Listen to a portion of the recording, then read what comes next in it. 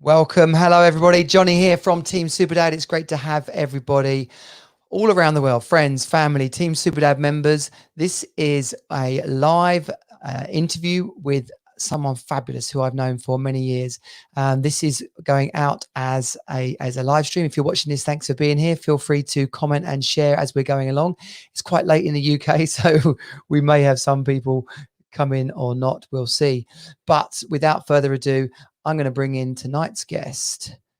I'm going to unmute him and bring him in. Good evening, Nick. Lovely to have you here on the Team Superdad podcast. Yeah, good late afternoon. Oh yes, yeah, of course. Yeah. I'm a Londoner, but I live in the States.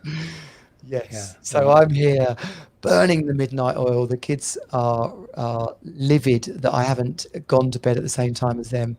But I'm like, guys, you're getting quite old now. Like we may end up going to bed at different times, which in reality probably means that they'll end up going to bed after me in not too long. Our kids go to bed after us. Yeah. Like all the time now, and it's that they're of that age. They're not that old, but we just, I think we probably go to bed early.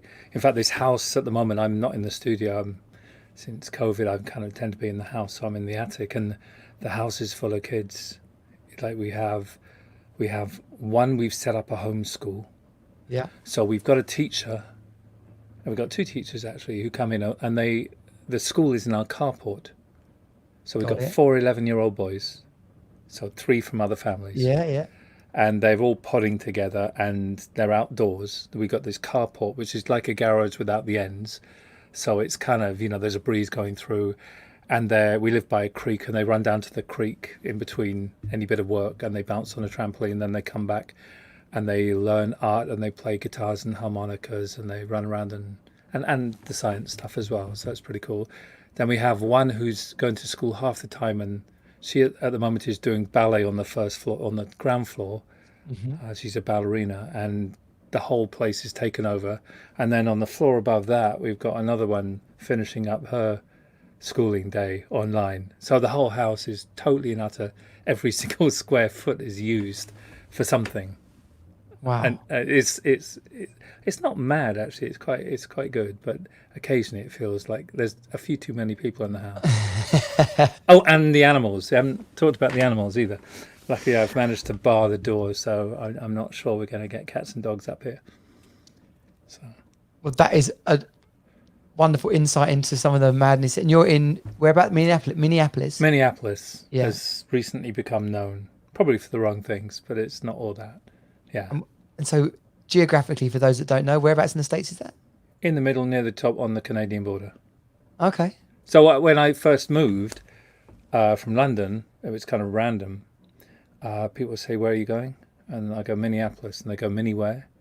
And I just go, "No, not anywhere. Nelly, Canada." So Nelly, Canada. Yeah, I live in Nelly, Canada. Yeah. Well, Nick, you and I met. We were just talking about before we pressed live. We met in around about 2006, something like that. And the reason why it's so great to have you on the Team Superdad podcast is that over the last 15 or so years, you've been on a fabulous journey and adventure and done some awesome things through your work around the world. And literally the first time we met, you had just picked up your camera, and that was the start of something. And no one could have known, not myself clearly, because I'm not you, but I don't even think yourself at that point would have known quite where this was going to take you. And the exciting thing for me is that so many people, mums and dads, but focusing on dads, and I did a live stream about this morning. We have a dream and a vision. We think that our life is going to turn out one way, and then we get busy, we get married, we have the kids, the work, kind of like so many pressures come along, and before we know it, that vision that we had seems to kind of shrink. It seems to get a little bit further out of reach, but the frustration of it being out of reach actually grows. And in my work with Team Superdad, in my own journey myself, I really understand that. And having you here this evening as someone, and I can't wait to talk about your work and everything you do with the Point of Us and Soul Biographies and your interview work. But even before that, there was the Nick who was working in London and thought, there's a better thing out there, and I want to go after it. So I can't wait to actually to dig into that as well. Okay. Dig So away. so when we first met, right? What you were like London agency life, weren't you? Working in media or something, Kind of. I never started off like that. right? So I was an adventurer, so an explorer of Right. sorts. So I Yeah. canoed the Congo and the Amazon, and I crossed the Sahara. Sorry, we've got aeroplanes. That's the trouble with you get a good mic and then the aeroplanes come across. Anyway, so you're right. I did work in the London marketing scene, I guess, and in fact, I did end up running a company called Mintel, big market research company, or the Yeah. international arm for that. Awful for me. It I was a great job for someone, just not for myself. do you think it was Alex at Lycos who introduced us, or Tim at Tequila that introduced us? Alex Kovac at Lycos, Tim Bonnet at Tequila. Oh, Tim Bonnet sounds familiar. Yeah. It was so long ago. Anyway, I wasn't really into all of that, and I even actually I became chief executive of a company in the Hayes Group, which is like one of the biggest companies in the country, Yeah. for 4 days. And so I'd left Mintel because I realised it wasn't for me, and it had been against my better judgment. And I'd gone off to Central America, and then I came back, and the headhunters knocked on the door, and they said, "We got these ideal things for you." And I said, I'm not sure what I want." Anyway, I got persuaded against my better judgment yet again, and I went in and I was chief exec, and my job was going to be buying these companies. It makes me sound like, I don't know. I can't even touch that time. It was so long ago. Like you're a business dude. Yeah, like I was a business dude. And I never was. I loved hanging out with people. That's what was great. But I suppose in the absence of not knowing what to do, everyone else I knew was kind of in that, so I was doing it. And then I resigned on the 4th day, and I said, I think I said to the chief exec of the group, I think you persuaded me, and I probably shouldn't have said yes. So take your car. You don't need to pay me anything. And I took the train back to London. And my job was going to be buying companies, which sounds absurd because I wouldn't know how to buy a company. Yeah. And then I was just wondering, I was doing lots of stuff, bits and pieces. And I'd never really done anything artistic in my life. Yeah. I taught myself guitar, and I loved that. But I always imagined, and I wasn't really cognizant of anything like that. And then film appeared, and we were talking earlier, and the most fascinating thing that I pieced together before, what I did know when I realized what the dream was, and it was a really quite ethereal dream, in that I wasn't looking for it at all. So I was sitting in the Chancery Court Hotel in London, in Holborn, minding my own business, not thinking about anything. I wasn't trying to work anything out. I wasn't even looking. And then suddenly out of the ether comes this idea that I should, it didn't have words, but if it had words, it said, you have to pick a camera up, which is odd because I didn't have a camera. I'd never really touched a video camera. I wouldn't know what to point it at. I wouldn't know what to make films about, or in service of what, or what route to take, even how to work one. But I knew enough to know what knowing is versus wanting something or believing it. That's very, very different. Knowing's always like this feeling that possesses you, almost like you can't question it. You know it will be. It's almost like the question disappears. Yeah, we're talking about like an instinct, like a sixth sense, like a gut, like. Oh, yeah, absolutely. Yeah. From far beyond left field. So there was no stimulus. There was no outside stimulus. I wasn't admiring someone who was a filmmaker. I wasn't looking at a camera. I wasn't looking at anything. So there was nothing that provoked it in the physical world. Nothing. I've come to understand that well now. But nothing, there was no conversation leading up to it. It was totally and utterly what you might call random. As I think about it, yeah, it was kind of random. I always describe it as like out of the ether. It It just suddenly occurred and I knew. But of course, when that happens, it doesn't come with any instructions. It doesn't come with a business plan or a why, which was, in the context of, your group, your dad's, was a really quite inconvenient time because we'd just had our first kid. She was Yeah. probably, or not even one. And, so we got a family in London living in Clapham. And it's like, I've got to do this weird thing. I've got to go pick a camera. I actually walked around someone's house and borrowed their video camera, knocked on the door and What, said, like, with one of those no, big well, shoulder actually, ones? it was more like that, like it was very small and cheap and, almost like an iPhone 1 had a better lens. It was Yeah. way before iPhones. Yeah, yeah, yeah. It's actually before YouTube started. Um, it was Well, that long let's ago. just frame this whole conversation, right? Because I think it'll be really helpful for people listening, people watching. Might sound a bit weird, but let's just jump right to now, right? You've made how many films? You've featured how many people? Like where's this journey taken you right now? Well, Just to frame it for people, yeah, right? So there's like this is strangely, just some random geezer I'm chatting to. This is yeah. you know Well, I've come to work out retrospectively what this is, yeah. and it's mysterious as can be, utterly mysterious, and it always was if I think back to it. And so I've made films, except of course they're not really films. They're what you might look at them and go, well, they're human portraits, deeply considered human portraits of people very close up, physically close up, like almost like the framing we have here, but maybe Yeah. even closer. The MO of it is I sit with someone, usually only about a meter away, very close, and I have nothing to ask them. Nothing. I don't have any questions. And so, if I were filming you, for example, we'd sit in a room, and I wouldn't have given you any briefing notes. There was no context apart from the fact you're Johnny, or you think you're Johnny, and my job is to see you beyond all the ideas you could possibly hold about yourself. And I worked out the best way to do that was just to sit there. And so I would sit there and there would just be silence and quiet. It was the complete and opposite of an interview. I came to understand that the world is full of words, mostly that have some kind of attachment to them. So, here we are on a podcast. Wouldn't it be great if I could tell you guys a load of stories and I could create this wonderful myth of this chap called Nick who was really good at doing what he does, films and other things.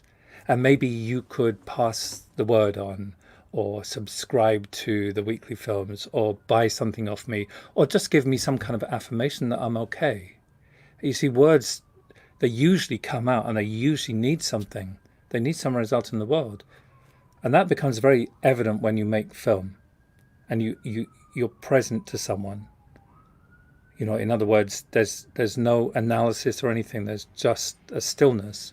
And then you look at it back in the edit, you notice it's binary. Most words in the world come from that place I just described. But there is this moment where all that goes away. And it almost, instead of someone talking to you or at you, it's almost like they're spoken. So the words have come from a very different place. And people don't even know what they're going to say. It's come from, I would say deep inside, or maybe even beyond that. And people stumble through their sentences and they start sentences and they have no idea what's going to be near the full stop in that particular sentence, let alone on the far side of the full stop. Totally and utterly unguarded. And what tends to happen is the most extraordinary thing. People reveal themselves. Because their guard has dropped, or there was no guard in the first no, place. There is no guard. It wasn't dropped. Yeah. It just wasn't there. I've come Which to allows understand. it allows them to see deeper into what they want to say, rather than what they've. I guess in conversations we show quite a lot, or we put on a facade, or we say what people want us to hear. Yeah, I I had a wonderful example a few years ago where this I was filming by accident somewhere because I was asked to go and look at some leadership institute's work and give my observation about what they were doing with the work and Yeah. stuff. And I just happened to have my cameras there, and the guy in charge said, "Look, would you bring your cameras out?" And I tend to film live with the feed from the camera projected onto a vast screen, cinema screen. So there's nowhere to hide. Your face fills one side of the room, big screen. So there's nowhere to hide metaphorically and physically as well. And so the invitation was there, and someone marches up to the chair. This kind of elderly-ish guy, wonderful guy called Ted, and I didn't know who he was. No one over those days had said what they did or who they were really. And he sits there and he starts talking, and I recognise where the words come from. I just have to go, Ted, let's just not do that. And he goes, "What do you mean?" I said, "Look, I tend to love to get this shot of people with their eyes closed, just very still. I love the photography of that. I love the image in film as well, of just peace, kind of. So let's start there." Turns out he was a US congressman, Right. and he'd started, and I kind of worked that out along the way because he'd started to talk about these kind of liberal ideals, which sounded wonderful, but it was still a stump speech, as they say. It was still words put into the world in service of other people, which is still had a need attached to them. And I just said, "Look, you can sit there, Ted. You just sit there. If you don't even open your eyes and you don't even say a word, I think that will be enough." And I mean it, because I'm not looking for anything. I don't require anything from anyone in these instances. So there's no one to fix. There's no story to tell that must be told. There's nothing to get off your chest, nothing to remedy. There's no contribution you have to make to the world. And those are almost the conditions. So almost like a nothingness kind of seem to have these conditions of what you might call presence, which isn't something you can do. It's not, "I'll be a bit more present," or "I'll hold space." Space doesn't need holding. Space is just there. This is mysterious, but life is just mysterious. It just is. And so, in that particular instance, as in virtually every instance, this character sits in the chair and he's kind of a little shocked of, well, this person doesn't need anything out of me. What should I do?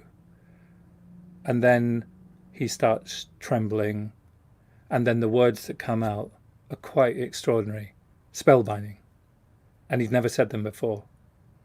And people in the room were also quaking and crying, and like where the words had come from was Yeah. somewhere really deep. That's how you see a human soul. It's really simple. It's nothing. As soon as you interject any notion of the world needs to be different, or you need to remedy something, you need to be someone, you need to contribute here, your participation is contingent on you offering something here, then you won't see someone. You'll see what you think is someone. You'll see a guy called Johnny who's got a story which we can all, many of us can look at and go, "Oh yeah, I think," but we don't really see you. Not really. And it's a stark difference. And so I hadn't worked that out actually. I just kind of did it naturally, largely because it seemed, well, if you're going to see someone, why would you ask a question? Because then again, answer the question, and then all I can see is their words. And then people seem to, certainly more now than in the early days, people seem to be almost liberated to just, for something to come through them. And so I realized, so I make films out of those, to put the context in, that I've always made films out of that, the simplicity of that. And they are terrifying to people. They are hard to pay attention to. Attention's the key quality that most people miss everywhere, like full attention, unbridled attention.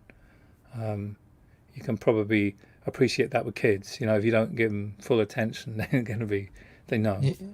Um, and I think it's this full attention thing is probably the greatest gift we don't give each other. Yeah, we Just don't this, listen. We don't. well, People it's, talk and we don't listen. We're working out what to say next.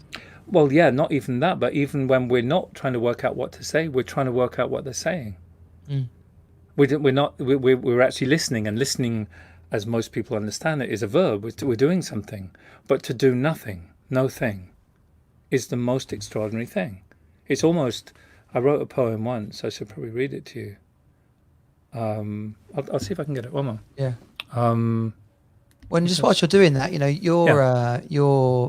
the movies you've made over the last, as we kind of worked out, like 15 years, through the period of time when it was Soul Biographies, and now Mm-hmm. on to The Point of Us. These films are spellbinding. You said terrifying. I think the intensity of some of them could be, but they're also spellbinding. There's a reason why you're in black and white. If people are wondering why Nick's in black and white, if you're watching on the live stream, all his Yeah, yeah. films are shot in black and white, with this light kind of casting across some part of the shot or the person, and it is just them talking. It's just, and you've done this throughout the world. You've been invited to do it. You've traveled yourself and found people that it's you. There's so much. There's more to your or there's a more practical side to what you've been out there doing in the world as well, and it has touched so many people in different places and revealed so much about those communities. Well, that's the thing. What I realized was happening. In some sense, I'll read you that Yeah, piece. please go for it. Yeah. Because this is what I realized was maybe the contribution. So it's only got a few sentences in, and it was called Undivided and So Still Attention. And it goes, before your words of encouragement and well-timed advice, before items gifted at beyond an arm's length, did you ever consider the one thing that might turn the entire world on its axis? Your undivided and so still attention. And I don't think, I know that essentially that's what was offered with the camera. It's like, and here we are. I'm not going to direct this anywhere, because this would seem enough. My overwhelming desire is for people, it is strange. All I found myself saying when people would come along for long periods of time to sit with a camera and stuff, because I suddenly realized it was revealing some sense of truth out of people. People found it oddly really easy to say things that they'd never even imagined could be said, and yet there could be 100 people in a room, or 500 people in a room, or 10 people, and it would just come out. It was like they were being spoken. And I realized in some respect it was letting truth come out, and truth be recognized in a way, and not empirical truth, right and wrong. It's beyond the right and wrong, but it's this sense of something that once said was realized, and you can't unsee it. And so I got myself in many situations where I'd either be, commissioned as a filmmaker to make a film on conflict or schizophrenia or education or something, where the job was to go, yeah, I know this is what you've studied or this is your experience, but really, what if you were to sit there, what would you say? And then we'd sit there, and then out would come words riding on emotion, which could be felt on film. And so that was really interesting. And is it because it's disarming, or is it because people are actually given that space for the first time ever, maybe to look inside, to be silent and think? I mean, maybe in the same way that you had your calling to pick the camera up, they're left in a moment where they go, "Oh, I've got to say something. I've got to say something," and then it's such a disarming moment that for the first time ever, maybe their real words come out. The thing they've always wanted to say starts to come out. Yeah, well, I think both are probably true. Disarming in the fact that people aren't used to being with someone who doesn't need anything from them. I mean, I remember making a film in a hospice in DC, and the hospice specialized, because I did specialize, in African American homeless men with AIDS. Niche, Yeah. but no one wanted them. No one wanted to be around them. And so they set up this extraordinary thing. And I remember making this film, and I spent kind of 3 days there. It was amazing. But I remember the real predicament of the hospice, and I suppose this is world over, probably, was that they get a lot of volunteers to come to work and staff to come to work. But it's very difficult to sit with a dying person and for it to be okay. So what people do is they sit there very still, but they want the person to live. They want to, and so there's no peace. So there's still something. There's a tension, absolutely. And it's not about the dying person. The dying person usually just going, please leave me in peace. I know I'm dying. And I've come to terms with it. And there's some do-gooder in, that maybe that's being a little unkind, but that goes on. They don't mean to be do-gooder, but by virtue of being there and creating tension, they are a do-gooder. A well-intended do-gooder. So could you sit with someone and want nothing different? Like, could I sit with you to the end of this podcast or to the end of time and we don't even speak? Would that be enough? I believe it would. There are times where nothing needs to be added and it's okay. And that's disarming in a way that it's comparatively to, the normal minutes and hours and days you spend, it's not usual. And then you asked another part to that. I did start to understand and this is the this is the contrarian nature of this, and this is why it's so, in some respects, so very difficult to have someone understand this, because it's antithetical to almost everything. I realized it was nothing. No thing. So when I would teach this, and I'd teach the camera method, if you like, as a way for people, and I would always say, well, there's nothing to this. Like, there's actually nothing to be done, because it's the absence of everything that gives that allows the liberation. As soon as you start any sense of interview or even thought that, oh, poor you, that I know your bio, what a terrible time, that those early years of divorce and stuff must have been, and the possibility of, I'm thinking about this thing. Even that shut someone down to what I'm talking about utterly. But how would I know what you want, what you need, what you require, what's needed here? And as I started to do that, I realized what was witnessing. So it would look like there's a guy called Nick who's very still and actually really good at listening. I'm not listening. Listening's a verb. Listening's an act. Every act that happens gets in the way. The witness is the thing we're sitting in, its presence itself. I mean, that's mysterious in itself, but that's what is here. It's what we're in. People call it all sorts of things. Space. People love to say, in fact, someone said to me once, oh, I got it, you must be really good at holding space. In fact, first they said they were trying to work out and people are always trying to work out what I'm doing, how this works. And they go, well, you just got to be. I go, oh, no, you don't just got to be. That's just something to do. I know it's very de rigueur and of the moment and you got to be, but that's just something that you also don't need to do. You're off the hook on that. And then that same person said, oh, so you must be really good at holding space. I go, no, space doesn't need to be held. Space is just here. We're in it. Not only are we in it, we're part of it. We don't need to hold it. You're off the hook on that as well. There's nothing to do here. And with nothing to do, it feels utterly different. There's nothing to do in this moment. I mean, there's stuff to do. But in this moment, I'm not trying to push you anywhere. I'm not trying to serve you, to help you. There's, there's just almost, it's just like bristling, unbridled presence.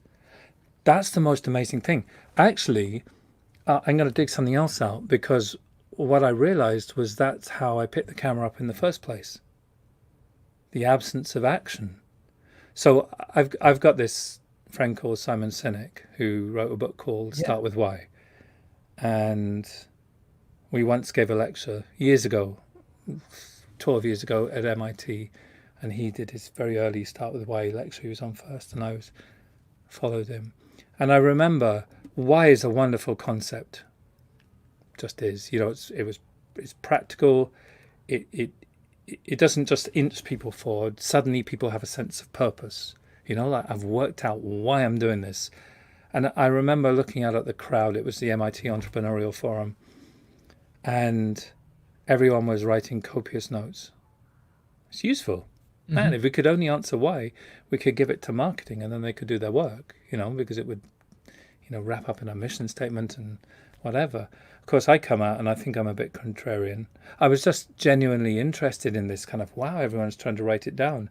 To me, why would seem like better lived as a state of how you are in the world, how you move through the world. It's not a verb. It's not something that you answer, not even a question. You don't answer it. But then I come to understand that the thing that happened to me in that hotel with film was I wasn't looking and something found me. So I wasn't paying attention to anything. I wasn't trying to work anything out. I wasn't doing anything. And maybe a decade ago, I'm just going to look for this thing. About a decade ago, I wrote this poem called The Tree of Dreams. And I kind of quite liked it. It was kind of simple. And I just had this character in mind, and I didn't realize really the character was me, in metaphorically in some sense. And so I'll read you that, because I think, anyone who's listening, I know it's late over there, so maybe they'll listen to the podcast. But if you are looking for purpose and you're looking for your why, if you like, why you exist, what you're doing here, what's your contribution, what's your legacy and stuff, I have an idea you might be doing the very wrong thing. Because I have this idea that if you weren't to seek, if you weren't to look, something would find you. So I wrote this kind of metaphorical poem. It was called The Tree of Dreams, and it goes like this. Many had gathered under the Tree of Dreams. All but one stood shaking its branches for dreams to fall. Dreams that had been whispered to them by the voices of others. Dreams that would fade with time. But one sat quietly, waiting for a dream to recognize his soul and to consume him with no doubt. And I'm thinking that life does have this capacity to almost to recognize you, to find you, as opposed to you find it. And we are so enculturated into a life of control, a life of over there. Everything you look at shouts almost. If it had a voice, it would shout, you're not quite enough. You should be doing this slightly differently. You could have this. Oh, look over here. Wow, this. And nothing's ever enough, including oneself. And I realized that in those moments of utter presence, people realized that wasn't true. And they were found. And I'm talking about myself as well. Absolutely myself. I'm found. And suddenly there's this extraordinary life, almost like a make it up as you go along life. To no kind of particular plan. I don't have a strategy to this. My strategy is surrender. It's like I realized I am not in control like I thought once I might have been. And even even then, I kind of probably knew that, yeah, I know my best laid plans, so it's always going to turn out differently. And there is stuff to do in life and to make stuff happen, like for you to get the podcast going. There's a lot of hard work. But where it came from, I don't know. I haven't asked you. But where it came from might be somewhere quite deep, somewhere beyond you almost. Like this. Like, Well, I'm totally with you on that, and I can share about that. What I hear you're saying is there's some kind of cultural, societal pull on where we think we've got to go to uni and get a job, and somewhere else there's this was like, depending on your persuasion, there's this like divine destiny where if we only stopped and stopped and listened for a moment, we would hear and see that thing that we were supposed to be doing, that calling, if you like, uh, because in a yeah, way that goes back yeah. to what you said about go and pick up the camera. Yeah, and I suppose you can wrap it up in the story of destiny and all the, what should happen. I didn't want to label it, but I No, think I for, know, for but other I'm not people even. to sort of, Yeah, I'm not yeah, even sure if I believe in many of these stories. I love the idea of them, destiny and whatever, and I know we have choice. In the end, I don't think it's that complicated. I think it's utterly, utterly simple. Actually, here we are.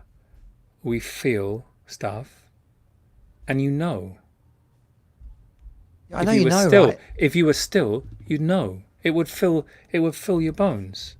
You'd know. There's there's Like, some there's something then about your bones that resonate with that. It's like a harmonious chord yeah, that you're doing the thing that goes with your bones. If you'd have been off buying companies for Hayes, that you realise after 4 days that wasn't harmonious yeah. with you. And it So, might so I think whether destiny or whether, like I said, whatever your persuasion is, that there's something universally massive and equally tiny about what are we supposed to do? What are we here for? What you have through your work, clearly had an impact on you as an individual, but equally it's had an impact on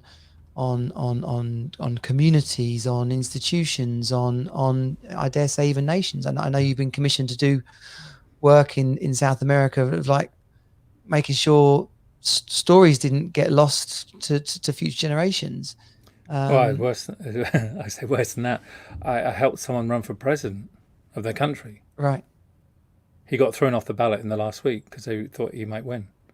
And my job there was to ensure, as best I could, that the truth was told.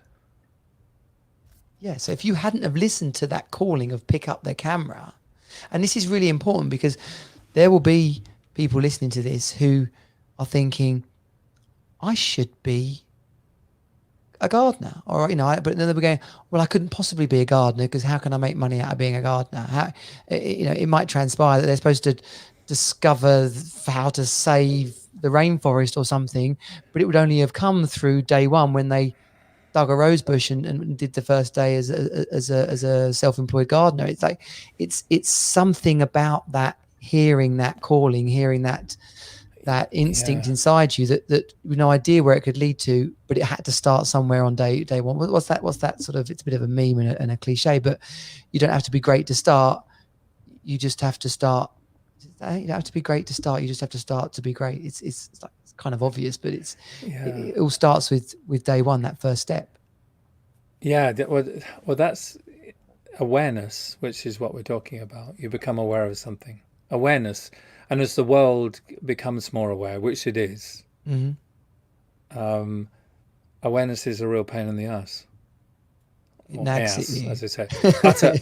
It's a terrifying thing. You become aware of something. Now you're left with just one or two choices. Do I continue on as normal, or do I do something different? So if you had this overwhelming, deep-boned urge to become a gardener of some sort, and it wouldn't go away, you become aware of it. Yeah.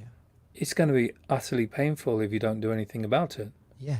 But here's the thing. Utterly. This is what I live streamed on this morning is that many dads will suffer that thought for years, maybe their whole life, maybe maybe it could Yeah. kill their soul, kill their relationship, maybe even push them to suicide, because it's like a, what they call a double bind. They're just so at odds with the thing they want to do versus the thing they think they No, should stay doing, that it tears them apart. yeah, I get it, and particularly if you're, the I won't say the head of a household. We're probably a little beyond that, but you feel responsible for kids, Yeah, and to be responsible, you kind of you want some sense of certainty. So what you're doing yeah, is kind of where you are, but it's a really painful place to be in. And another thing, which is probably why you do the podcast and why you get so energized by it, is most people who go through that, because they can't even articulate it. They feel utterly despondent and alone, not knowing, because you don't wear it on your sleeve. It's not visible. You can't see someone in pain. You might recognize some of the symptoms, but you don't know someone's totally distraught because they're just in the wrong life, because there's no way of recognizing it. And if they don't say, how would you know? And so the feeling of aloneness in that is that's terrifying. That's yeah. destructive. And I would imagine many dads are in that situation, stuck in relationships that they shouldn't be in, but because of something that they've assumed, and are stuck in jobs, or in jobs. I don't know, stuck in Stuck in jobs. so many things. So well, Stuck in and a life they don't want, and longing stuck for a dream of a vision of a life they aspire to. and stuck in a belief system. Oh, that's a really interesting thing. So I years ago, before I met you, um, almost because I'd started taking these jobs, I just thought, well, what am I doing? I remember walking to Mintel, market research company. I've been canoeing the Amazon and climbing mountains and crossing deserts. I ran away to become a flamenco guitarist. I literally left an agency, a marketing company, who there were kind of shares in the offing, or some possible ownership. I Yeah. took a one-way bus ticket to Granada, having been playing the guitar for about a year. I didn't really, I loved it. I just wanted to, so I just went. I did that, and then I was in a market research company, and I walked in the doors and I go, uh-oh. But I didn't know what to do. I was completely lost in my entire environment. So I was kind of wondering why. And I'd done some things. There was a course I went on, which was one of the things I worked, I kind of put together, and I worked out, and someone told me how the human mind works. I thought, this is brilliant. I know why I did those things. I Yeah. know the nature of the relationship between the conscious and unconscious mind, and how ideas get on. It's simple, and it's rectifiable. Was So I was said, that a breakthrough for you? That was like a doors of perception. Like how old were you? What was the course? oh, uh, I was in my 30s. Right. Um, and it was a bit of information that was useful, but I thought it was far more useful than it actually was. I set a business up to do this, and I Right. remember sitting, and so basically reprogramming your mind. It was before the movie The Secret. It was before NLP became really I big. had a similar experience after doing the Landmark Forum. That I had a similar Oh, experience right. of. So Yeah. yeah, that. Oh, I got a funny story. Well, it's not funny. Most people About have got a Landmark, funny story about about the Landmark. head of Landmark telling me that I had to be the head of the US Landmark. Looked me in the eye and said, "You don't understand this. You have to do it." And I said, "I have no need for it." Yeah. And I just looked at her, and she stormed off. Anyway, so this programming thing, it was really useful, because Yeah. what I realized was, wow, you got shit thoughts, you kind of have a shit life. You have rosy thoughts, you have this kind of rosy life. That was kind of how it Yeah. goes. Yeah. That's the explanation. Your thoughts become things, and and in some respect that's kind of true. And I thought, well, this is great. I'm really good at it. I can play my guitar and speak, and I know how to speak from awareness. I can get people to fill flood their unconscious, their conscious mind, and then put it on their unconscious with these dreams, these wonderful dreams. And about not that long into the business, I remember maybe 40, 50 people laid on a carpet in, weird, in Euston, in a hotel in Euston. And I had this other voice. It didn't have any words, but it was just like the film voice that would come. And it just said, "You can never do this again." And what it said is, if it had words and I came to understand them, "You can never do this because there's no freedom. Yeah. All you're doing is replacing one set of ideas with another set of ideas, one set of beliefs with another set of beliefs. And they may seem better, but essentially you're just redecorating a prison cell." And, that was quite disturbing to realize that and to go, damn, well, what do I do now? And I guess that led me to the camera, and it led me to the Tree of Dreams almost. It's like, oh no, if you sit still enough, and I don't mean necessarily go through the steps of what people might call meditation. I don't think there's anything to do. Surrender is surrender, but it's not an act. I understand that. That's most of what I do now. It's the experience of that. So I just sit with people, sometimes with a camera, sometimes not, and there is just surrender. And then something consumes me all the time. Not all the time, that's wrong. But where the dreams came from, and it's not necessarily the big dream of the point of your life, because I'm not even sure about that, but I'm talking, sometimes it's like tea or coffee or nothing. It's that. There's this kind of, we are inextricably part of this life, part of this universe. I know that. I've never felt disconnected, by the way. I don't know why. I've never. And I didn't realize people did feel that way. I've no idea why. And it's almost like there is nothing that isn't in the ether. It's almost like information is just pulled down and we get in its way. And so where one's dreams come from, where one's why comes from, where one's purpose comes from, where one's instruction to move the next footstep comes from, can come from one of two places. It can come from almost what you believe to be true, which has usually been inherited from somewhere. Like you've looked out at the world and it's told you what to think and you believed it to be true, then believed it to be original thought. In fact, I wrote a terrible poem once, a very rude one, about God. And I can't remember the first line exactly, but it said something like, if no one had ever told you of God, what would be your sense of God? Like if no one had told you a single word. Very disturbing. And if no one had ever told you of you, what would your sense of yourself be? No one had uttered a single word to you about yourself. There was no reflection in an advert. There was no mirror. There was no parents to tell you this or that. And so I realized that everything that I believe, there's something really mysterious about it and liberating about it as well. And I guess as a result, it becomes simpler for one's life to be lived, a life to be lived through you as opposed to by you.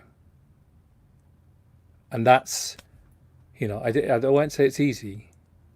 I'm not saying any of this is easy, because you still live in a world that refracts and reflects all sorts of things, and you don't know. But does it take some of the responsibility off us? Like when we're a bit numb to what life could be like because we're living like that.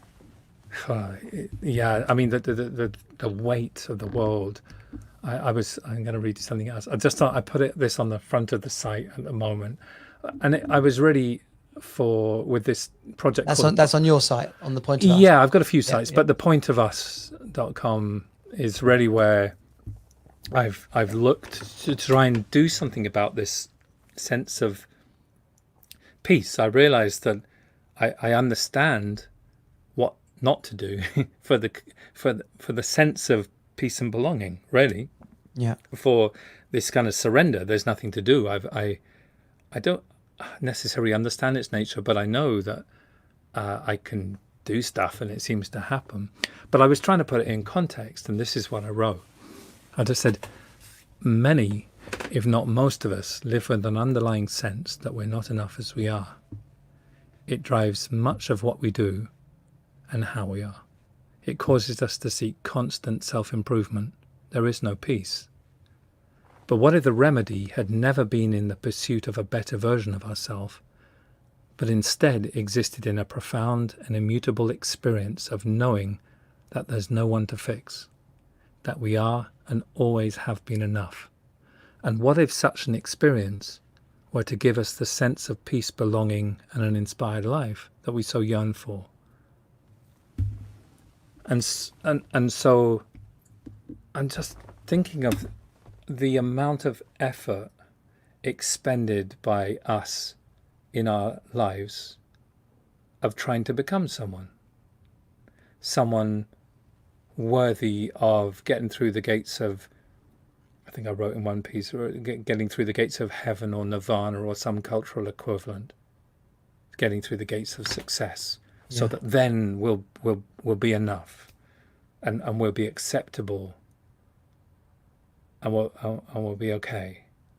When the truth is, if you were to sit still, especially in good company, and sometimes on your own, you may just realize that actually you're okay, that this is okay, that you're alive, that this is enough. And from there, there's somewhere else. But here we are. That's really simple. But I'm not sure many people believe it could be true, but it's true. Well, I think a horrific percentage of people would never even have that thought. So they are completely closed off to it. This conversation in many parts is flipping blown my mind, because you're listening intently, and you're talking about not listening so intently. Yeah, well, and as I'm hearing your words, I'm thinking like wider and wider.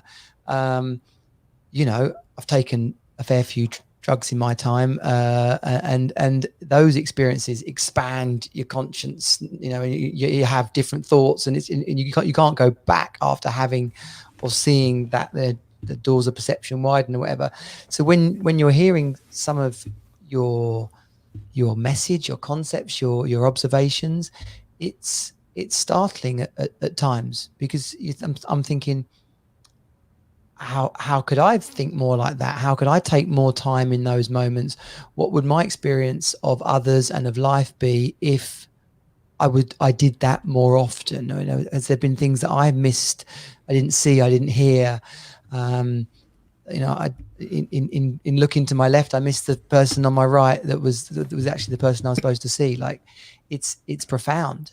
And for everybody rushing around trying to get somewhere, and trying to force something or create something or stop something from happening, it's makes me want to stop and say to those people, particularly people who are struggling, in truth, is there actually something that you need to be struggling about right now? Like the struggles is something we think we should be upset about. We think we should be upset about the relationship ending, or we think we should be upset about losing our job, or we think, like, in reality, is there a struggle right here? And if you took a moment to sit there peacefully, what really is going on, and what could you create out of this moment, rather than fear it? yeah. I get it. It doesn't really make a lot of sense, and what I'm talking about isn't really for the mind. I don't think, and it's terribly, in a way, it is quite offensive to the status quo. What I realized. Oh, it totally does. Right. So what I realized, this one was. I always thought I was just stubborn, but what I realized is everything that I'm talking about, and everything that I've done since the moment I picked the camera up, no one told me. I've never been a seeker. I was never looking. I haven't been a member of a religion or a spiritual tradition. I'm not a seeker. I wasn't looking for an answer to anything. what happened was just like the Tree of Dreams. I'd just sit there and things occurred. I wasn't trying to get them to occur. Yeah. And I realized there's this way. There is nothing. Here we are. It's okay. You're a part of this. There's nothing required. It's totally and utterly unconditional. You belong. It was unconditional. You have almost access to things you wouldn't dream of, but there's no condition. You don't have to learn it.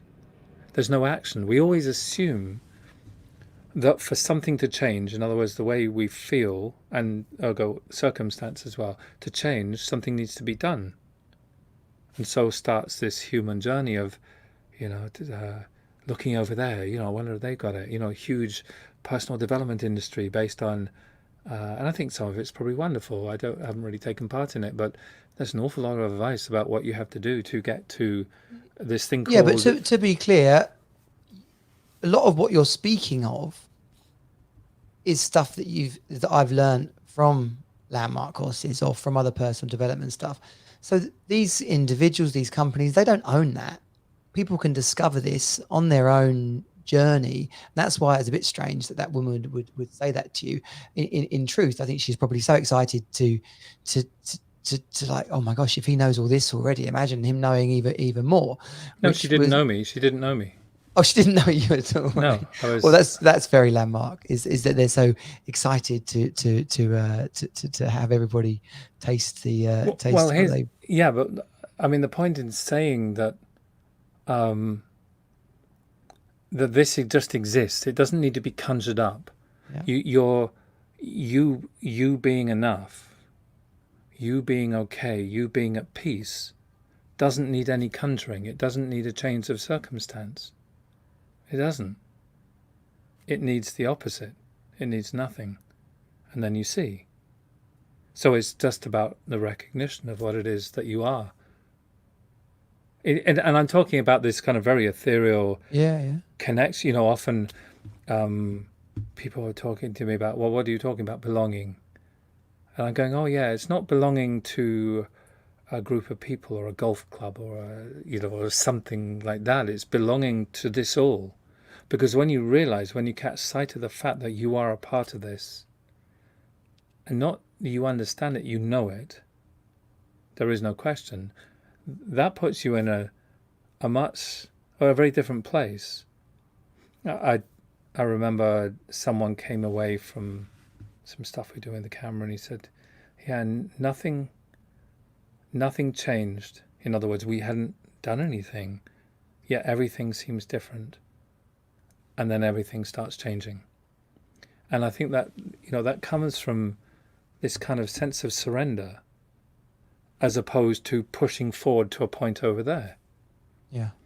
And, if one was to look for the strength to follow through something that you're aware about, something that's just come to you, whether it's being a gardener or spending more time with your kids or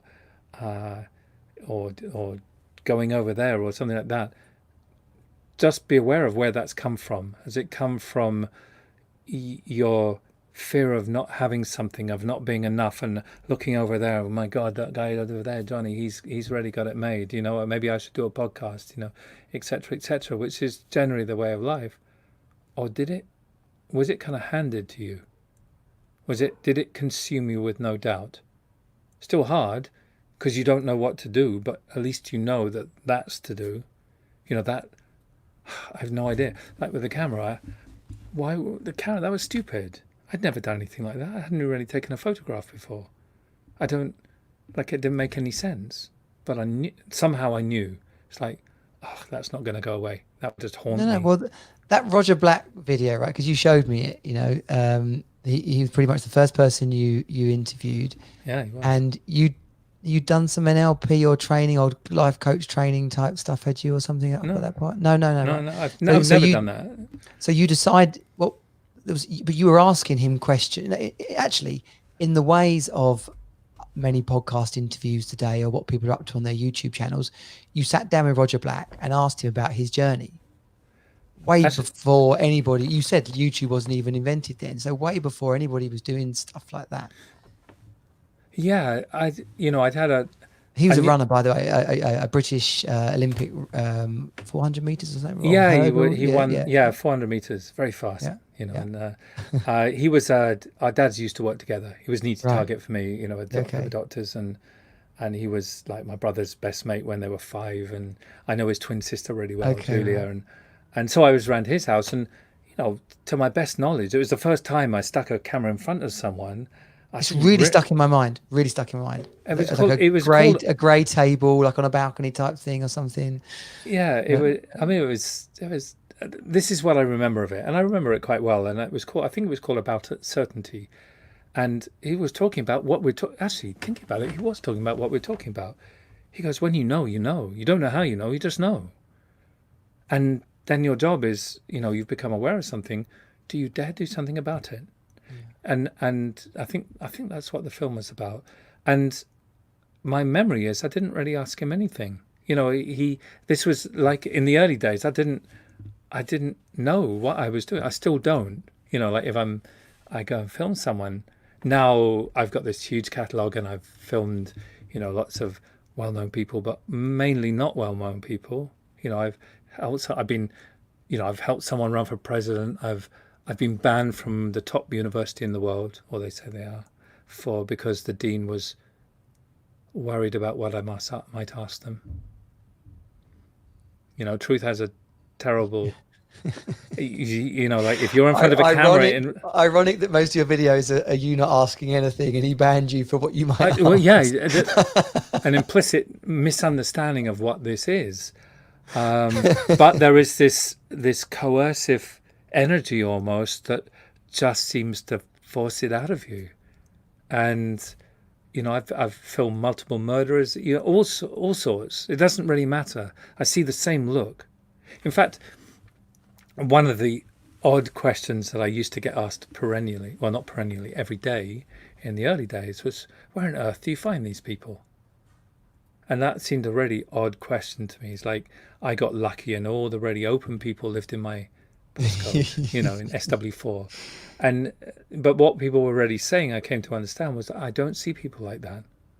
And the answer is, there is no one that it's not. Okay. If Oh, wow. you were to give them your full and undivided and so still attention, if you were to, in the space between us, remove everything, remove your need for this to be anything, remove your need to help them, to serve them, to fix them, to make them look a certain way, show their best side. If that all goes, someone just feels something, and you could dress it up in all sorts of ways. They feel safe enough. I don't think there's even of that. None of that is cognitive. It's eerie in a way, but then you start to understand it's mysterious, but life is mysterious. It's an utter mystery, Yeah. and it's one way And of living.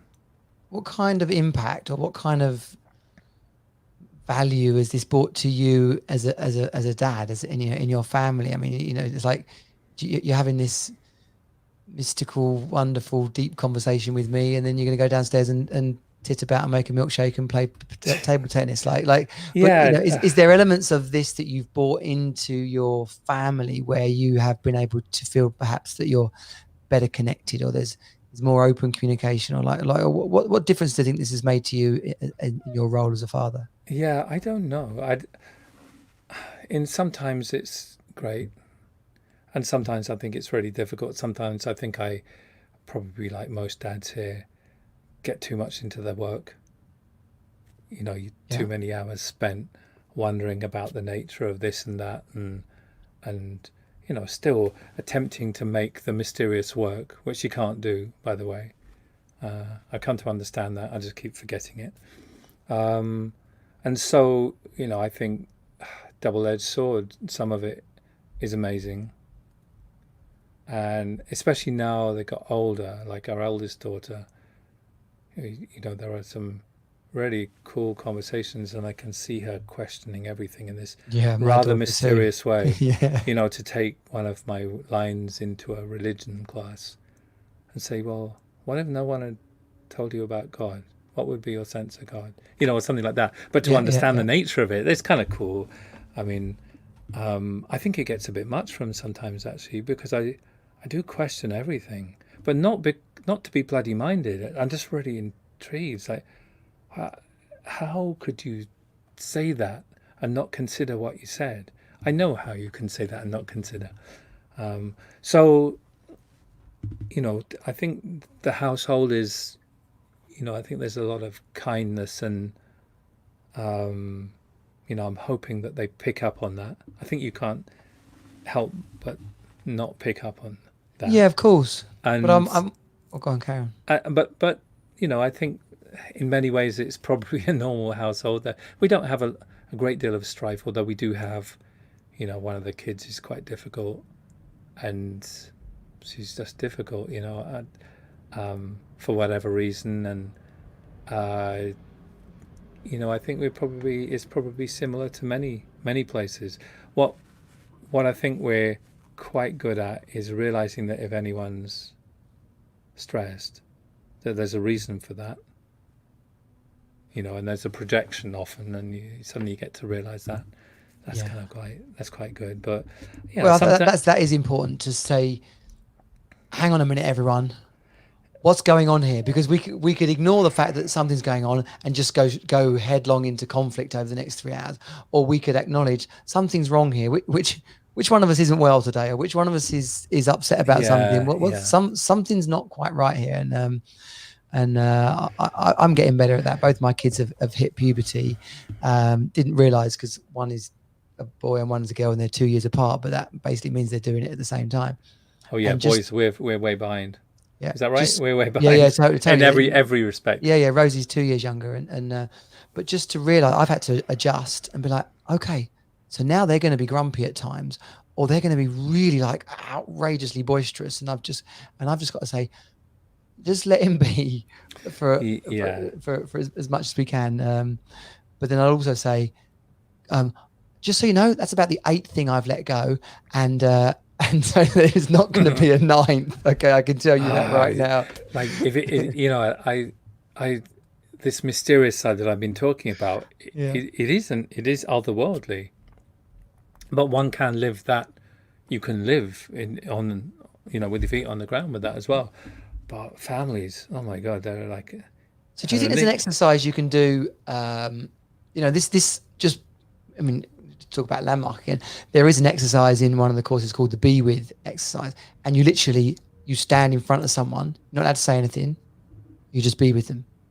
And like people start crying, people start laughing, people like it, like the response is unexpected across 100 people, and I know of families that do that periodically between themselves. So there's tension, there's arguments, there's stress and strife, and then so right, we're just going to reconnect. And so the be with is you're going to sit there and just like in peace, like you do in your movies, and just let what needs to be said come up as an emotion more than a verbal thing.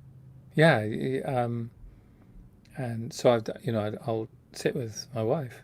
Yeah. An interview, I call it interview, with the camera rolling. Yeah.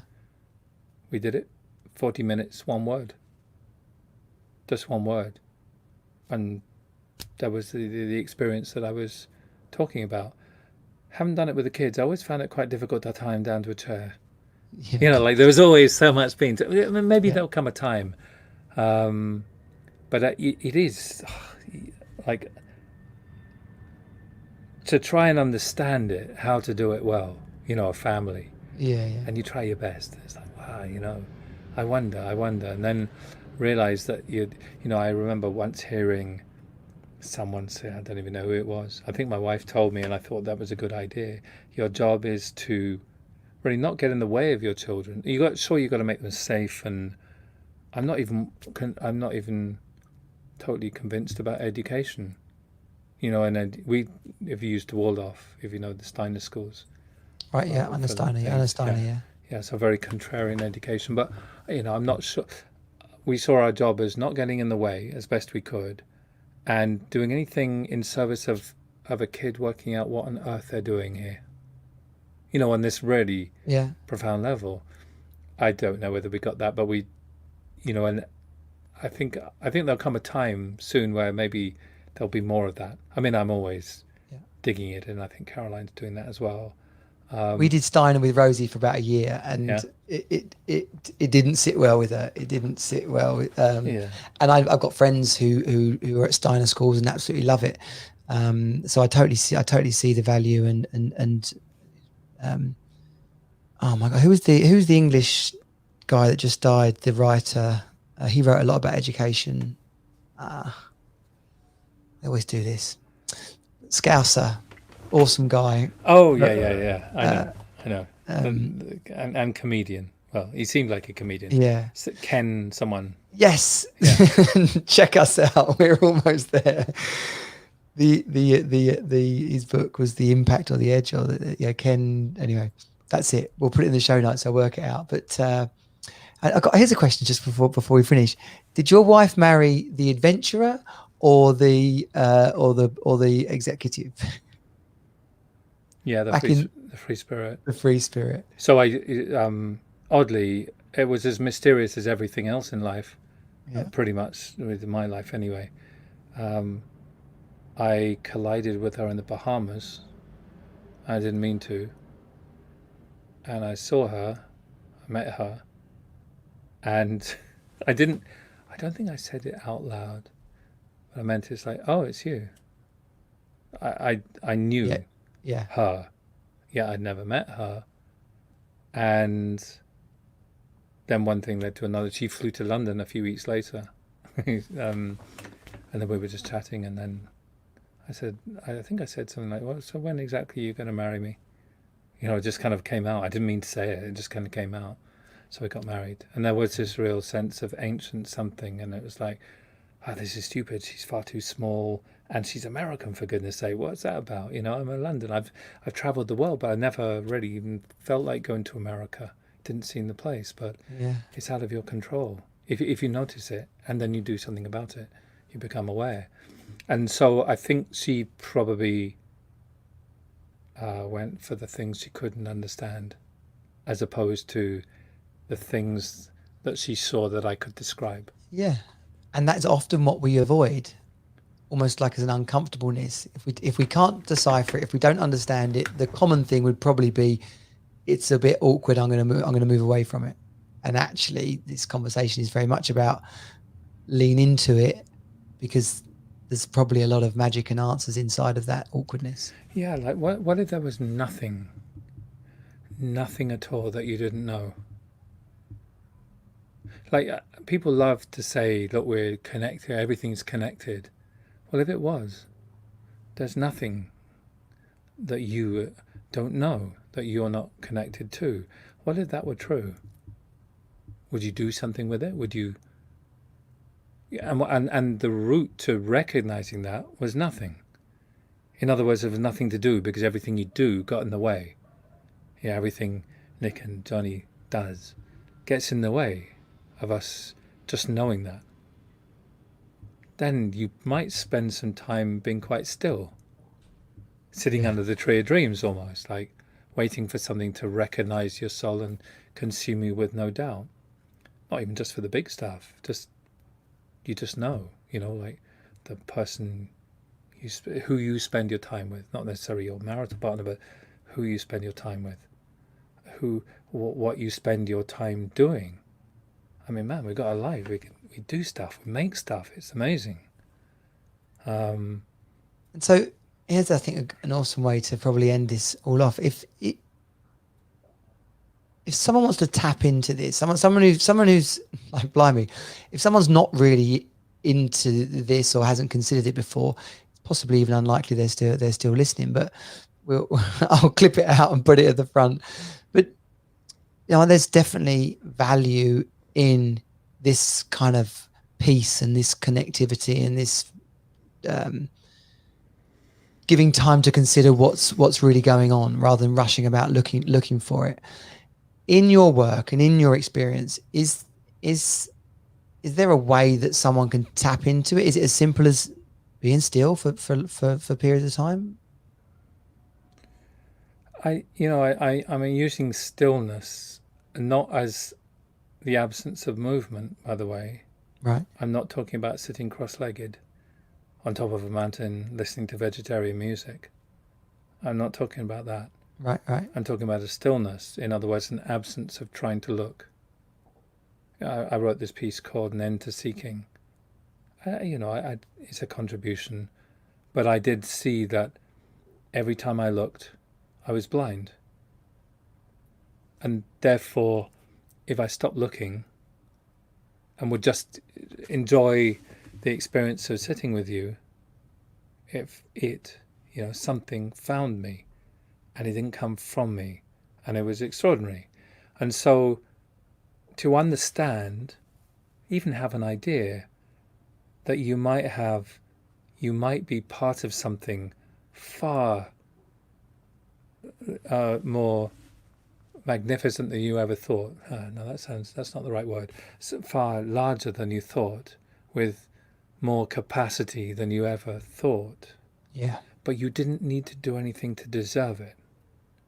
And the way to it was not try to push it, not try to push the world in your favor over there. There's still stuff to be done to get, to make a podcast work. And, you put a lot of hard work in. I know that. You've worked out the technology. You've continually worked on this stuff. You've called it something. You've branded it something.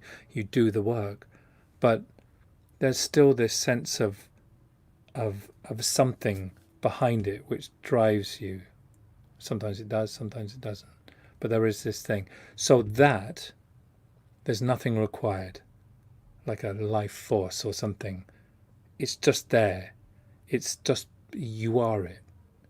And therefore, if you're on this race to become someone, or this journey to become someone, because someone told you so, or you assumed that that's what they were telling you, because everywhere you looked, from your early days in education, I'm at school, I've got to come better, I've got to pass this, I've got to do that, or you're in a job, that's the way, I've got to get up there, or your parents saying you could be better at that, you could do this, you'd be safe if you did that, to a billboard saying you could look like this if only you did that. All those things that people that were told to or around you and you took on board. What if you didn't have to play that game? Yeah, you could still play that game. You could still go through this journey of life and become all those things, but you didn't need to, because you just knew. Somehow you knew. Back to the first thing I said, maybe, about picking the camera up. I didn't want it. I didn't believe it. I wasn't convinced that I had to do this. It just came from somewhere. I just knew. There was no doubt. There's not no doubt about lots of things. I'm totally uncertain with most things. I don't know what's going to happen, but I know. I don't think I know. I know. I know picking a camera up was a good move for me. And I know there's something that will never die. That's the thing I really know.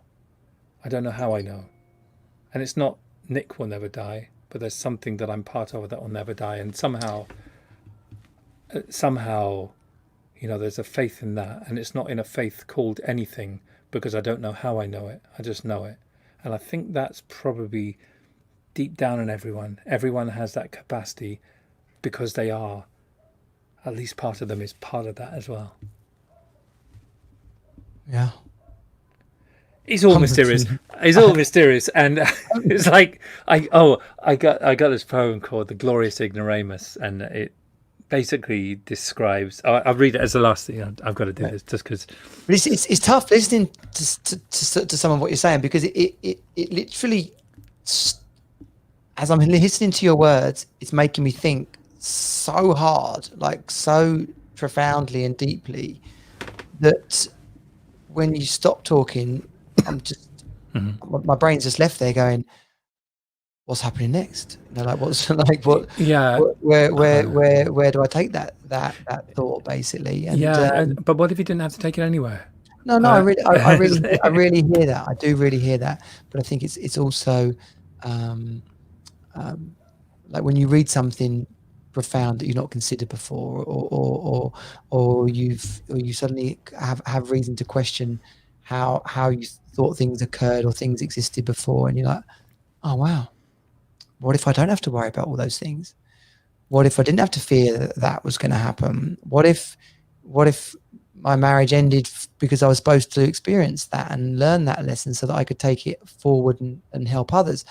Suddenly so much of what we are running towards or running away from, it becomes so pointless because it was just there for us, good or bad, right or wrong, hot or cold. It was just there for us to go through. Yeah, I had one guy, a Canadian guy, in front of the camera once, and he said, "Oh man, that was like deja vu and insight as the future all in At the one same time. at the same time." I was like, "Yeah, but that's," and it wasn't conjured up by a guy called Nick with a camera. Of course, it wasn't. It was just there.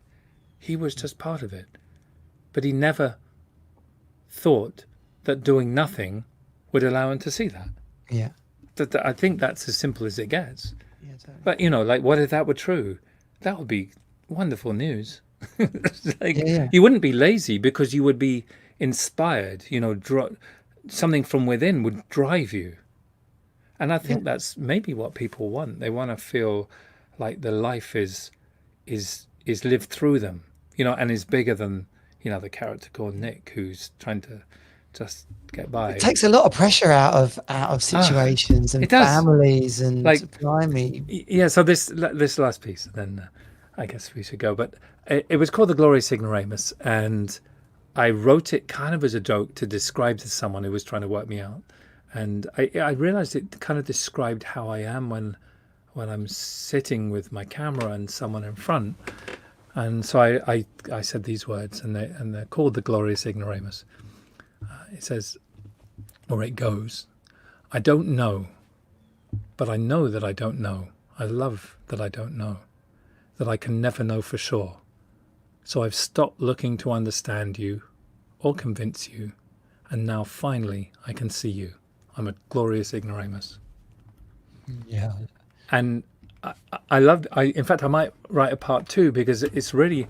I think I'm probably and we probably all are a glorious ignoramus. Ignoramus meaning the Latin for we don't know. It's like, I don't know, not for sure. We don't know what we don't know. No, exactly. But also, even when you think you do know it, you probably don't. And so, but a wonderful thought is like whether we understand it or not isn't going to make it work any differently. The life and the universe, or whatever you call it, still goes on. So it's almost like nature doesn't need us to understand it to work. So we're off the hook on that. So we don't need any sense of control. So almost like you should strike this entire conversation and go, well, if there was anything that sounded like it might have been true, just discount that because it might not be. You do get to consider it. It's like this might have just been two guys. Well, actually, one guy just talking bullshit. Now we really are going back to some acid days. I've hardly ever touched a drug. I remember one person describing an acid trip to me. I'm going, damn, mate, I walk around like that. Well, I know you do. And it's like, yeah. And someone in front of the camera once goes, "Oh my God!" They said the veil just dropped. And I, "What do you mean?"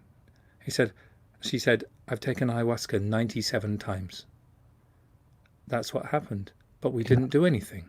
Yeah, and nothing was done. Yeah, I was about to say that because I've read on the subject, and in kind of crude terms, we're messing with the brain, we're messing with chemicals in the brain, but actually it is the brain. So that state that we've caused, we could create on its own, basically. And I think because it exists, but it takes nothing. But to a large degree, that's what you've spoken so wonderfully and profoundly about, and it's it is nothing, but it is also a thing, and it's accessible. And this conversation might have been quite tricky for some people to stay connected to follow, but if they can go back and listen to it, they got some extra hours in their life, maybe put it on 1.5 speed or something, but they can actually go back and listen a couple of times, because the wisdom is in there. They just got to actually take a moment to hear it, to really hear it. Yeah, it might be utterly confusing to people. Hopefully so. Yeah. Hopefully so. Myself as well. If I listen back to it, I go, what was I saying? Wow, I wonder if it's true. Yeah. But tell us about the point of us, because if anything, oh, by the way, Ken Robinson was the guy we were talking about before. He wrote The Element. Sir Ken Robinson, yeah. So sorry, it's called Sir Ken Yeah. Robinson.